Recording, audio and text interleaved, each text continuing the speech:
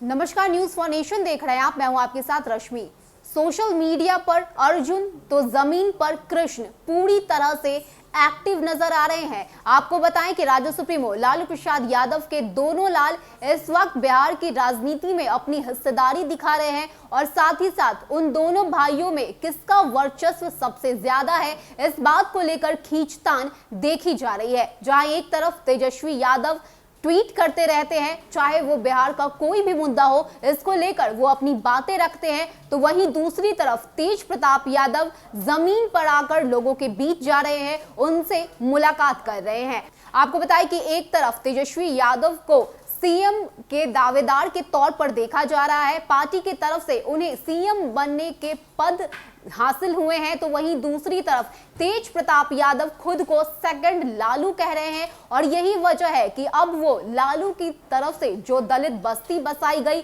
उसमें जाकर जनता से मिल रहे हैं, लोगों से बातचीत कर रहे हैं और साथ ही साथ जमीनी स्तर पर जुड़ने की पूरी तरह से कोशिश उनकी तरफ से की जा रही है। अगर हम दोनों के में से किसके पास ज्यादा ताकत है, पार्टी में किसकी ज्यादा दावेदारी है, इस बारे में बात करें तो तेज प्रताप यादव भले ही जमीन पर उतरकर लोगों से मिल रहे हो, लेकिन आज भी पार्टी में उन्हें इग्नोर किया जाता है और यही वजह है कि उनके करीबी आकाश यादव को भी पद से हटा दिया गया। वहीं अगर हम तेजस्वी यादव की बात करें तो तेजस्वी यादव भले ही सोशल मीडिया पर एक्टिव दिख रहे हो, लेकिन तेजस्वी यादव का वर्चस्व पार्टी में तेज प्रताप यादव से ज्यादा है। लेकिन इस सब के बीच अब दोनों ही भाई जनता के बीच आने की कोशिश कर रहे हैं, चाहे वो सोशल मीडिया के माध्यम से हो या फिर जमीन पर उतर कर हो। ऐसे में अब तेजस्वी यादव और साथ ही साथ तेज प्रताप यादव के सामने भी कुछ चुनौतियां हैं। आज इस रिपोर्ट में हम आपको यही बताने जा रहे हैं कि तेजस्वी यादव के सामने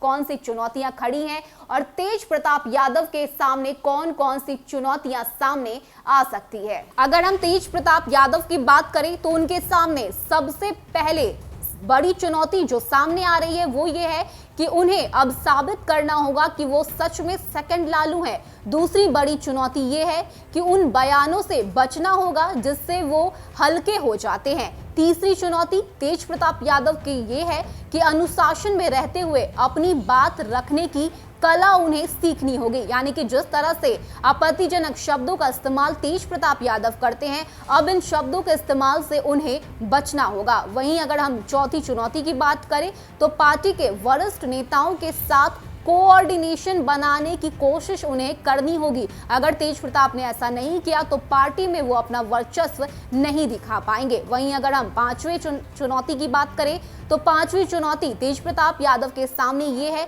कि तेजस्वी यादव के साथ मिलकर राजनीतिक एजेंडे तय करने होंगे, यानी कि इस वक्त ये 5 बड़ी चुनौतियां तेज प्रताप के सामने है, क्योंकि तेज प्रताप अपने जुबान पर लगाम नहीं लगा पाते हैं। उनके मुंह से आए दिन कोई ना कोई ऐसे शब्द निकल जाते हैं जिसकी वजह से आरजेडी में बड़ा बखेड़ा खड़ा हो जाता है। ऐसे में तेज प्रताप यादव को अब खुद पर संयम रखना होगा और वो कौन से शब्द का इस्तेमाल करते हैं, खास करके इस बात का अब ख्याल उन्हें रखना होगा। तो वहीं दूसरी तरफ अगर हम तेजस्वी यादव की बात करें तो तेजस्वी यादव के सामने सबसे बड़ी चुनौती ये है कि वो पार्टी के नेता तो विपक्ष की ताकत उन्हें अब साबित करनी होगी, यानी कि भले ही तेजस्वी यादव विपक्ष में बैठे हुए हैं, लेकिन अब इस बात को उन्हें साबित भी करना होगा और अपनी ताकत दिखानी होगी। दूसरी तरफ जनता के लिए एक फोन पर 24 घंटे उपलब्ध होना होगा, यानी कि अगर तेजस्वी यादव जनता के बीच पहुंचना चाहते हैं, जन जन से जुड़ना चाहते हैं, तो 24 घंटे